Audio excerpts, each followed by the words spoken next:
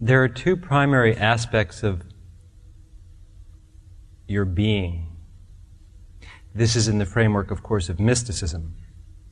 We use different languages to discuss self-discovery. It's important not to become stuck in a particular language.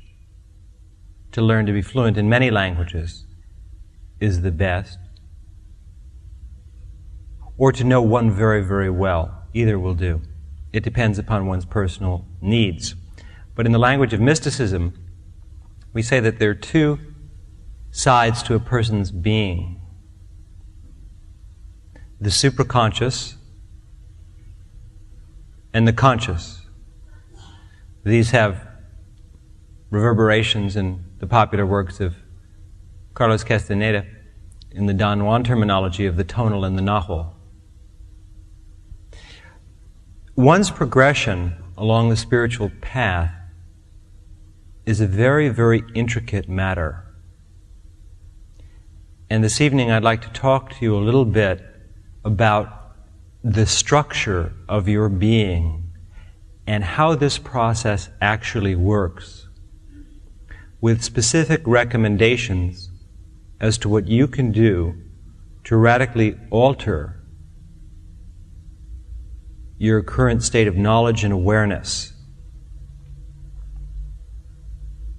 In essence, then, this is a technique-oriented presentation, but I'd like to begin with a consideration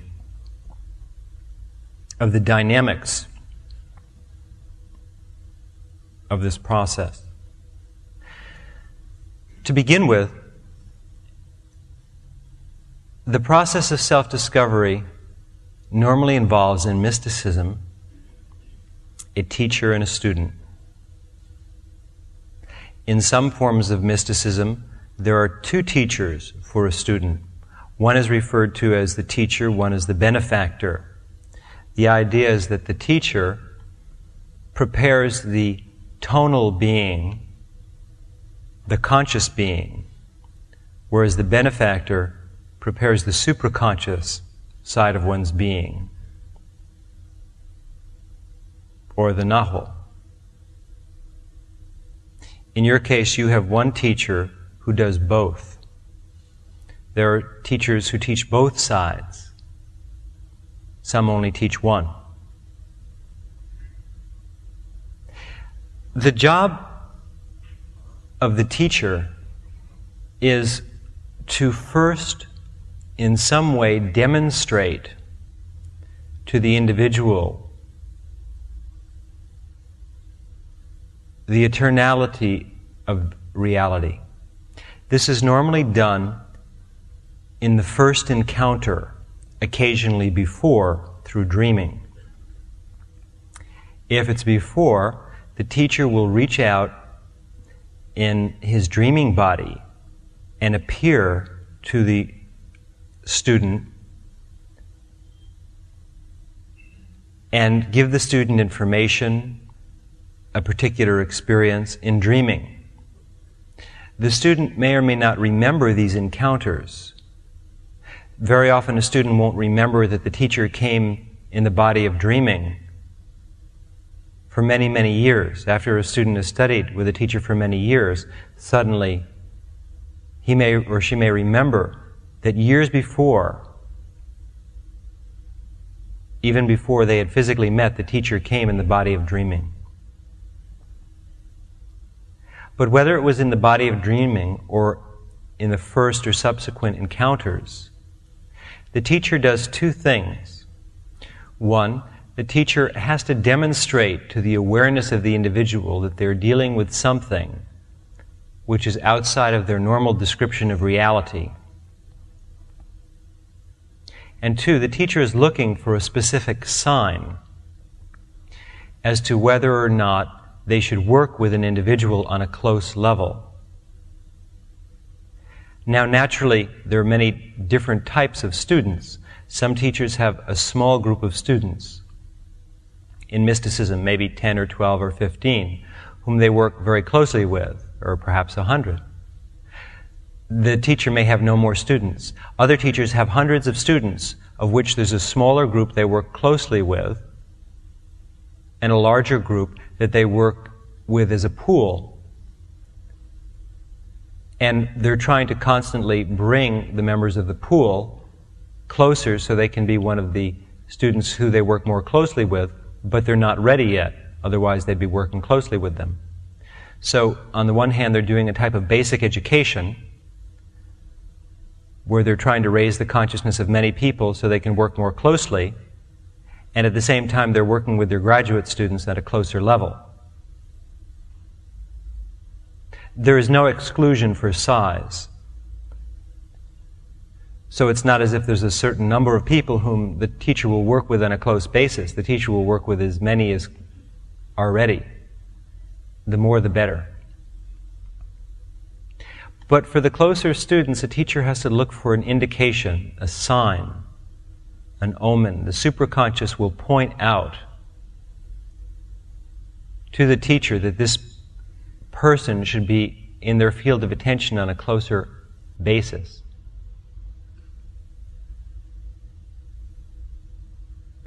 In the initial contact, either through the body of dreaming or in a physical meeting, the teacher will in some way touch the superconscious aspect, or what we would call the nahual, of the other individual. When I met all of you, this is what I did. When you came to a talk, a meditation, however it was that we met, at that moment, I used the superconscious, and I slid through it, you might say, and I touched you in a certain way. I opened up a doorway for a brief moment to show you another side of reality. There may have been hundreds of people in the room, but perhaps for only 40 or 50 or 10 or 1 on that particular evening, I slid through the superconscious, it's like going down a big slide, and opened a doorway for that person and brought them into a very different field of attention, different even than the field of attention of all those who were there, who were obviously being brought into a different field of attention through meditating.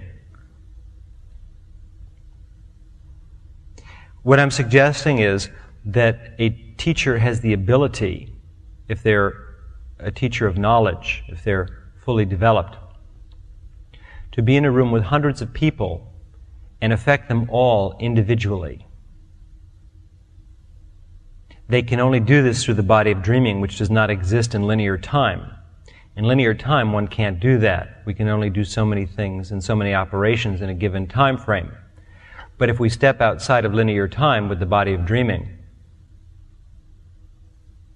then it's entirely possible to do millions of things in a moment, because the moment does not exist. We go out of time and come back into it. So initially, I touched each one of you in a specific way, which is why you're here. And I presented a possibility to you. Now, it's necessary in this process to do several things. Again, we're in the language of mysticism tonight, which is the language of power and apprehension. It's necessary first to show you the limitations of your world, to posit an alternative which is acceptable to your intellect, to gradually lead you down the path of that alternative until you become strong enough so that you can fully deal with the supraconscious.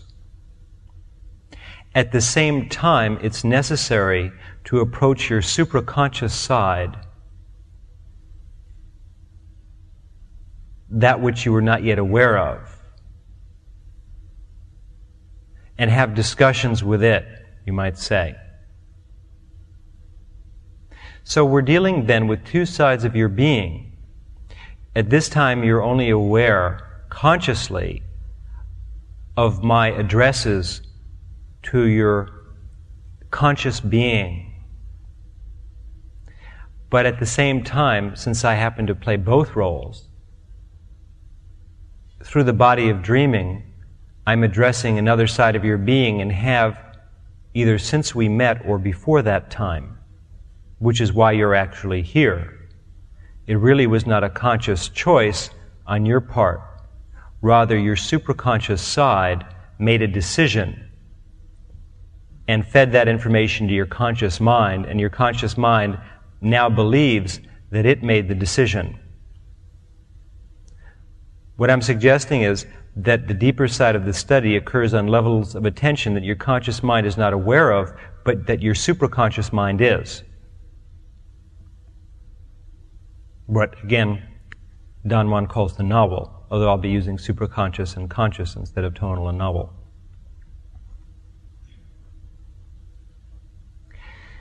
So once I've touched you through the body of dreaming, through the superconscious, and made you realize you were dealing with an unfathomable power, I must then placate your reason with positive reasons as to why you should undertake this study. In other words, even though it was sufficient for us to meet and meditate for a moment and have an inner experience, and your inner being, you might say, already made the decision, in order to avoid frustration and confusion, it's necessary to address the outer self, that which we can discuss, that part of your being, and give it reasons. So to do that, we posit an alternative, and that alternative is what in mysticism they call the warrior's way. It's a way of life which brings happiness, freedom, and abandonment in the face of all odds, which is something that almost no one in this world has. So each one of you is journeying then. You're journeying into the unknown, into the superconscious, into the beyond. But the journey is from this side of the coin. It's from the top of the coin, not from the bottom, at least at this stage. And your ability to grow and develop into the infiniteness of your impeccable spirit is bound by the orderliness of your outer being. So while I can address your being inwardly, you are only capable of integrating a specific amount of that information. And that's dependent upon the receptivity of your outer being. Why is it that when we go to the desert or sit here and meditate as we did a little while ago, why is it that one person will go much further than another will, when theoretically there's enough energy, you might say, or the doorway has opened sufficiently so each one of you could have walked entirely into the beyond?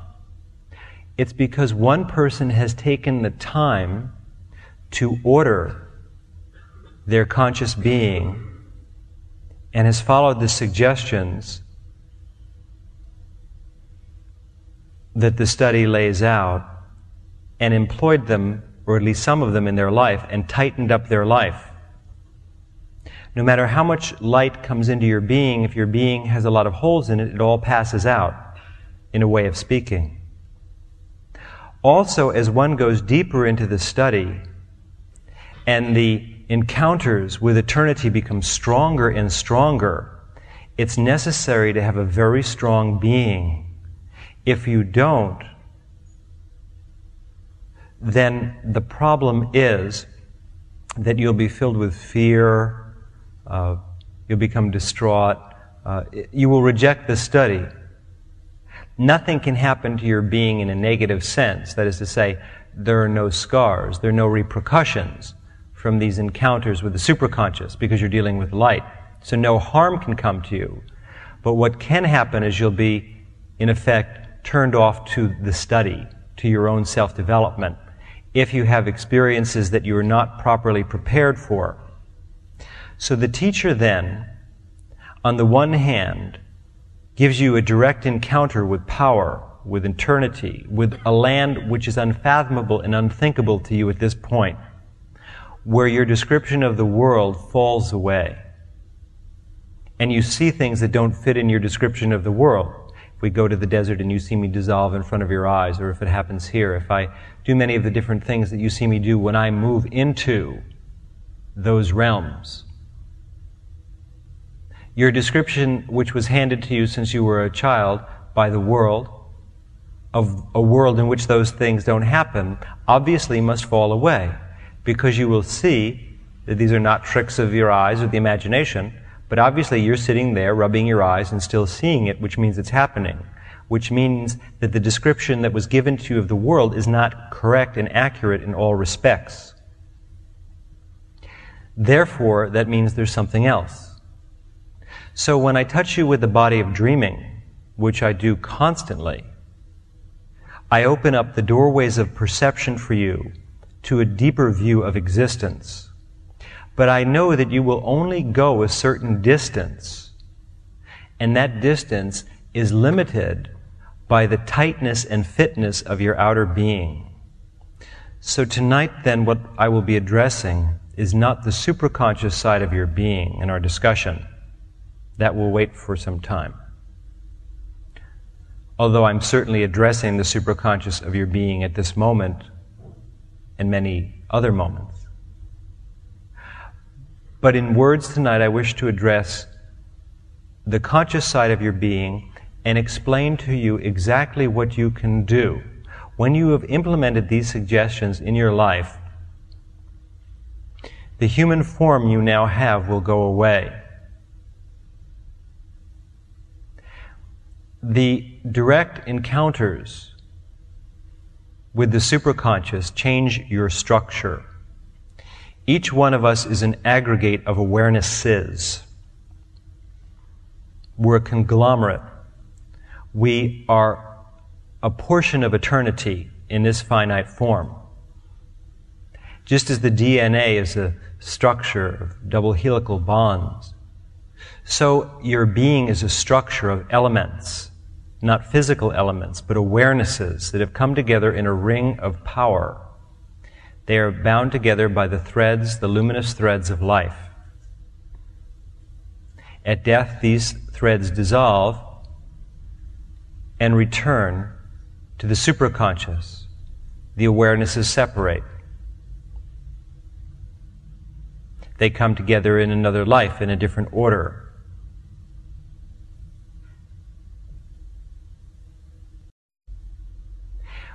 When we meditate together, when we go to the desert, when we meditate and we're not physically together, and you'll be sitting there and suddenly I've come to you from a distance as your benefactor through the body of dreaming, and the room will light up and these different things happen, or in the body of dreaming when you're asleep. At that time, I'm opening a doorway to you and saying, come play with me in the other world where none of these rules apply, where one is always free and life is quite perfect. But I know you can only journey a certain distance, but I continue to expose your being to that energy because it changes its structure. But no matter how much I expose you, you can't change unless you want to. That's the rule. The rule is, though I open the door to eternity for you as a door person, you must decide, and you alone, how far you wish to walk through it. No one is ever forced through. It goes against the very essence of the teaching. But you will only walk through as far as your outer being permits. There you will stop. So then, while the superconscious awaits and is ready, and while in this study I'm constantly exposing you to it and it's causing major structural changes in your being, your outer being is actually controlling the situation. And everything I do is subject to its approval.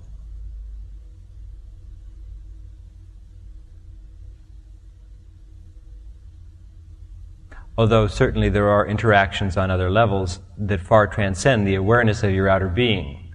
But still, it's your outer being who controls your life at this point. An interesting concept is presented in Tales of Power, and that's sweeping the island of the tonal. I like the language that Castaneda uses. The greatest gift that Castaneda has given us is a language to discuss things in that's very easy and accommodating for most people. He suggests that what is necessary, his teacher does, his benefactor also, is to tighten one's life. That most people have very loose lives. They're all over the place. So, I agree. This is my perception also. So, it's necessary then to bring about, and this is where my language would differ a little from theirs, although I'm saying the same thing, a tremendous refinement in your being. And that refinement begins from the ground up. And it is the focus of the daylight hours of your study, if I can use that as a metaphor. The night hours are the study of the supraconscious, metaphorically, and the daylight hours are the study of the conscious. So, at night I address your supraconscious, not in hours in the day, but in hours of eternity. But today it's day. Even though it's night, it's day. And in the day, we begin at the ground. We begin with the physical. It is necessary for you to focus your attention upon your physical being, your body and its strength, upon your mind and its clarity, upon the place you live, the manner in which you live, the way you dress, the way you walk, the way you speak, the way you laugh, the way you think, the concerns that you have, the depth and level of your emotions, your attachments, your career, your interactions with those around you, how and where you spend your time.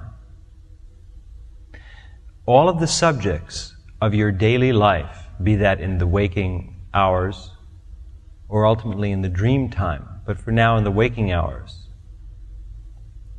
So let us begin with clothing. It doesn't really matter where we start because the rule will apply to everything we discuss. We could discuss the orderliness of your room or your house, your career. But let us begin with clothing, because once you understand the principle, you can apply it to any aspect of your life. The way you dress is extremely important. If you don't think it's important, then you are failing to see that everything matters along the warrior's way. It's very important because it demonstrates the impeccability of your spirit, and it's the guise through which the world evaluates and views you, and the way people treat you in a world in which the description of clothing is essentially more important than what a person is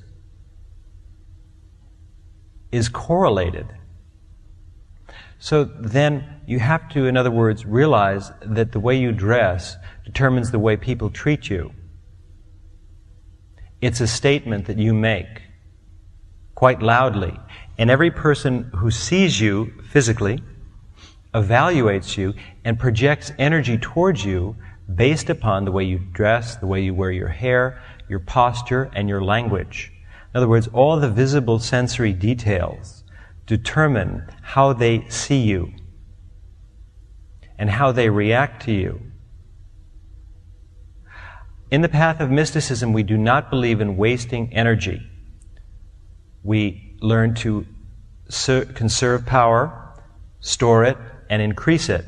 And we learn to see where we're wasting power. We learn to become efficient. And as we increase our personal power, we're able to go deeper and deeper into that mysterious land of the supraconscious,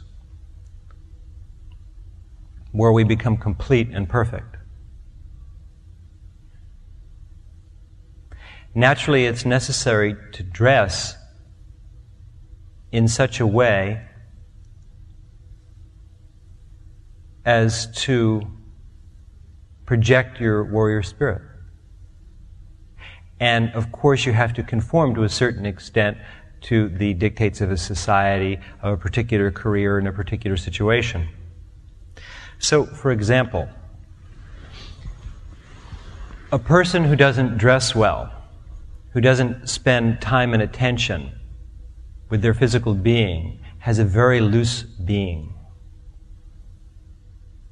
The conscious being is very loose if they're sloppy. And that looseness will catch up with them. It's a reflection. The same is true of how you keep your house, how you run your career, how you treat your friends and the people you love. But it's easier sometimes to see it with clothing. The other issues are sometimes a little more complex. When you dress in such a way, unless that's your particular role, if you're an entertainer, obviously you would dress in a certain way, but on a daily basis, if you dress in such a way as to attract attention to yourself, that's exactly what you'll do. And you will pick up a variety of different energies from others. So it's very important not to be too flashy. At the same time, you don't want to dress down too much, because that attracts attention in another way. The rule of thumb for the warrior is to be conservative in outer appearance, to find a very clean image, and to use that image as a gateway into another world. It's not a sense of conformity. Most people dress to conform. They see an ad on TV for a certain type of Levi's that everybody are wearing. See, everybody now, all the women are wearing leg warmers because the girl in Flashdance wears them and Jane Fonda does. So now that's the fashion. That's conformity. What I'm not suggesting is conformity at all, but rather realizing that there's power in how you dress, and that many of the interactions that occur to you throughout the day would go in an entirely different way if you paid more attention to the way you dressed, if you became more impeccable, that you can radically alter your life by the way you dress. And many other things, of course, all of which we won't discuss now. But if you can get the principle here, you'll apply it everywhere. It's important to pick a form that the world can understand. People have value systems in the description of the world that they now have that evaluate you. So you have to fit into one of those value systems, not to conform, but to accomplish effectively that which you want to do.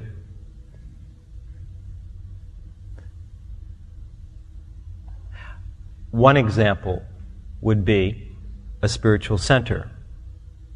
When you come to meditate, it's very important to dress in a very, very refined fashion. Because you will find that the time and attention you spend in selecting the clothing that you wear to see your teacher is a reflection of your warrior spirit. And if you don't spend any time with it and give it any care, then that's a reflection of the current state of your spirit. Your spirit is ill. It's in need of help.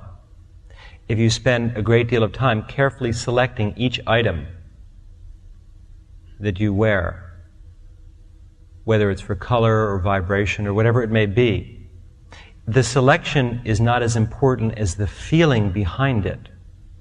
That night, when you come to meditate, you will have a much deeper meditation because you spent 5 minutes caring about the selection of what you wore. You will raise your entire energy. Clothing is very, very powerful. People don't realize it. It's your presentation to the world. To be unaware of this and simply wear what's around in a society which is obviously very concerned with these matters is to be unconscious. but nevertheless to feel the effects and the vibrations of others that are projected towards you by this type of behavior. So, it's very important to be conservative in dress and to pick an image that people can relate to in a specific way, and to start to consider your clothing. My recommendation for most people would be to throw almost everything they have out and start over with a new wardrobe. And in the act of shopping for those clothes, to be very, very picky. When you go shopping for clothes, you just don't go in and buy what's on sale. Better to have a few things that have the right vibration. The colors should be clear, they reflect your spirit.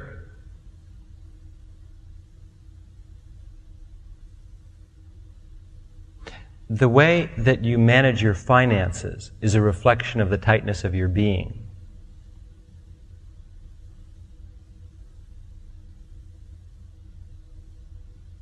If you have enough personal power, money will not be a problem.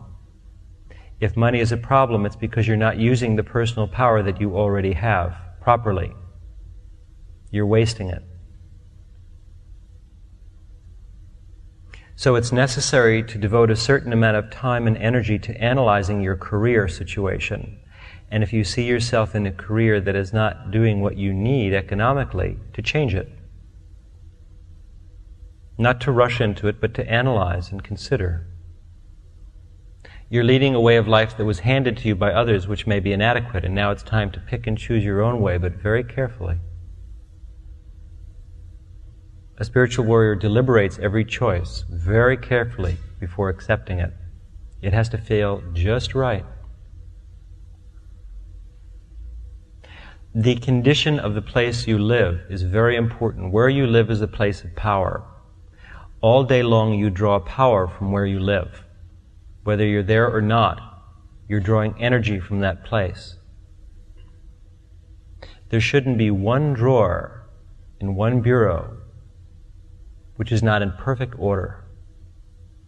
There shouldn't be one piece of furniture, one painting, one piece of notepaper in a scrapbook that you don't need that is there. In other words, you should eliminate anything that does not have a very strong value. People clutter their lives with people, relationships, furniture, ideas and emotions to the point where they choke themselves. So you should go through every aspect of your life. And you should do this about every 6 months or every year, because as you progress along the path of knowledge, you will change. And your structure of evaluation will increase, so that as you examine the things you have and your lifestyle and your dress and your career and so on, and you're at a new level of attention, you may see it all in a new way. But the two always correlate. Your development in the superconscious will correlate to your level of physical togetherness. And what I'm suggesting is that until the physical togetherness increases, your development in the inner worlds will not increase. The two always go together, because you simply can't handle more power because your life isn't tight enough. So you must consciously work. When you can come to me and say that my life is in complete order, my career is in complete order, my relationships are in order, my physical body is in order and strong, which is absolutely necessary to deal with the supraconscious. The Kundalini is so strong, you must have a strong physical body. You have to exercise, even if it's just walking, but there has to be a sense of a strong physical. When every aspect of your life is impeccable, then you will find that there's no limit to your journeys into the infinite.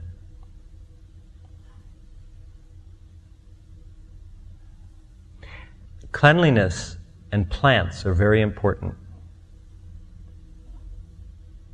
It's very important to try and be clean whenever possible.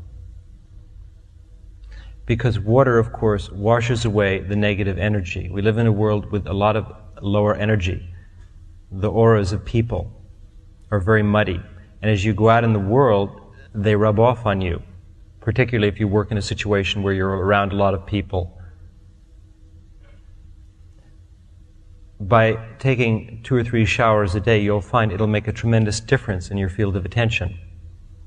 Water always neutralizes negative energy of a certain type.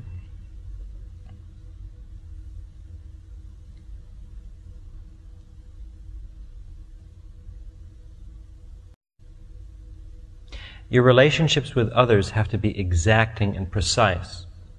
Whenever you have any dealing with anyone, you should only bring them your best. Don't bring them wilted flowers. You should gradually try and undo all of your attachments. Make a list of all those you were attached to, and learn to love, but without attachment. Because each attachment you have ties you to this world. The reason you can't fly in the superconscious yet? You've tied yourself to the world with attachments. When you came into the world and were born, you had no attachments, but gradually you've developed them. You're attached to friends, family, career, many things. You don't need to give these things up, but you have to give up the attachment.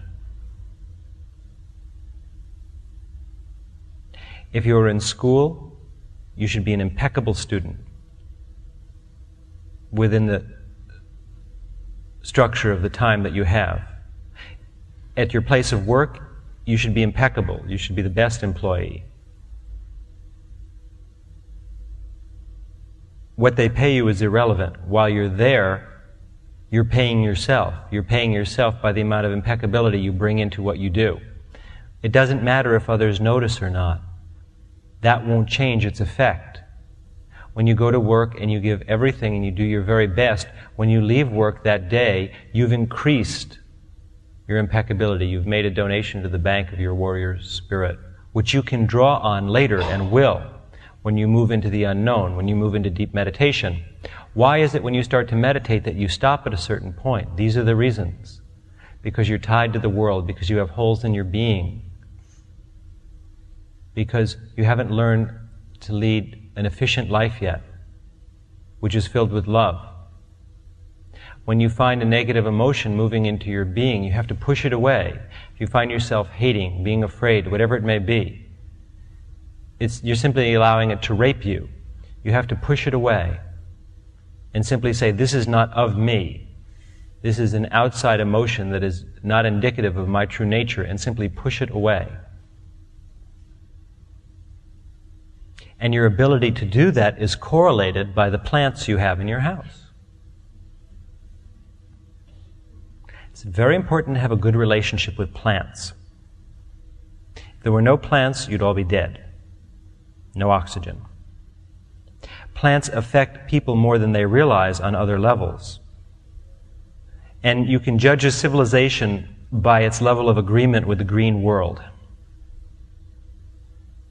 When people respect nature, it's a sign of a healthy situation. When they denigrate nature, it's a sign of an unhealthy civilization which will soon perish.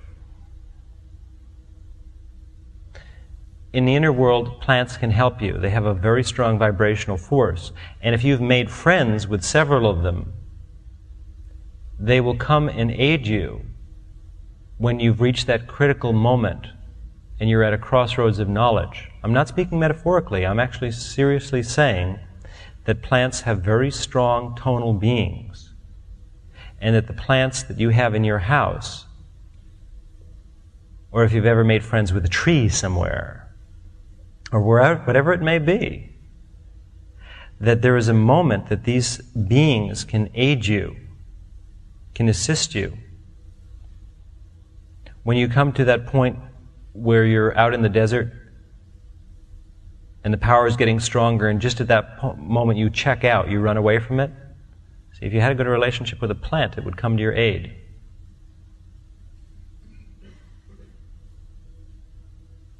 So it's very important to respect the plants that you have and to develop a relationship with them, to take care of them, because as you assist them, they will assist you. In other words, what I'm suggesting is we've lost touch with our lives. We've lost touch with what matters in this world, in this civilization. We've taken the mystery of life and tried to explain it away with reason. And in doing so, we have lost touch with our essential power, with our power as magical beings. Each one of us is a magical being, but we've killed our magical side with reason and with science. Science is important and reason is important, but it cannot possibly explain existence. From this little island we call the Earth, we cannot possibly have the frame of reference to understand eternity. We must move into eternity itself to understand it. And as long as we want to stand in the framework of the conceptual mind, we cannot leap forward. So my suggestion to you then is to take your life and begin to take it in your own hands and shape it as one takes a piece of wood that one carves and shapes it. And to begin to consider the way you dress as a starting point. You must have a starting point on any journey. And to gradually get rid of all the clothing that you now have, if it's clothing from some time ago. Economically, at this time, you may not be able to go out and get a whole new wardrobe. Fine. Perhaps once every week or 2 weeks, once a paycheck, get something new and throw out something old. When you go home, eliminate old clothing,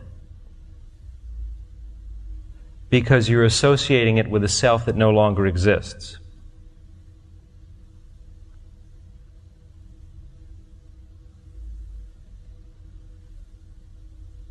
Go through every closet in your house and every room.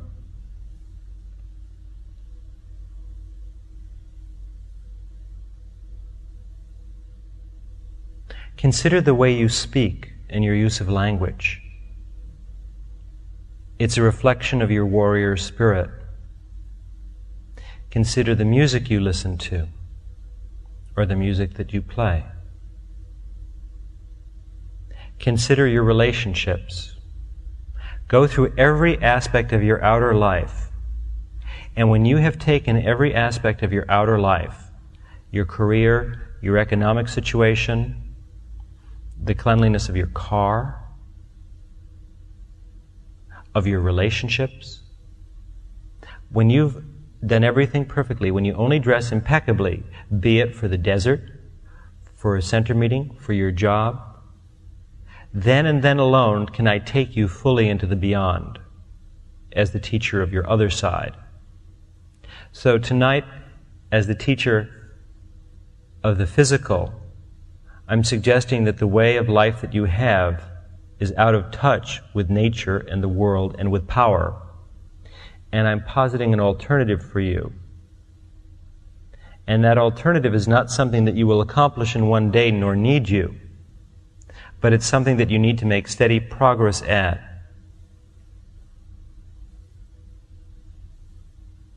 And I think you should start with clothing and go forward from there. And start with your home and your job and your career or your schoolwork and your relationships. These are the places where most people lose power. Look at yourself in the mirror and see what you see. And ask yourself, is this the image of the impeccable warrior that I want to present? When you can dress perfectly, it will suggest to me that your spirit is perfect. Do you understand? I could have taken this with any reference point in your being, but we're using clothing.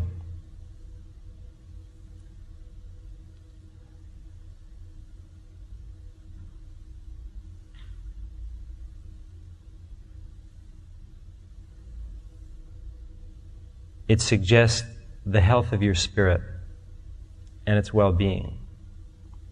When your home is perfect, every plant is in place, every piece of furniture is impeccable, each one suits the space completely, and you've taken hours to look it over again and again, even if it's only a tiny apartment, and each thing is perfect, you've completed a task. When your career is perfect, when each relationship is in order, when your physical body is strong and healthy, when each aspect and nuance of your life bespeaks refinement and completion, when your language is impeccable, then your life will be sufficiently tight so that I can throw you through that doorway and you'll bounce back. Otherwise, your life is too loose, and you will only walk to the same point again and again. People say, well, why don't I go further? And it's because your life is not impeccable. It's not tight yet. So start on clothing and your home and your relationships and your career.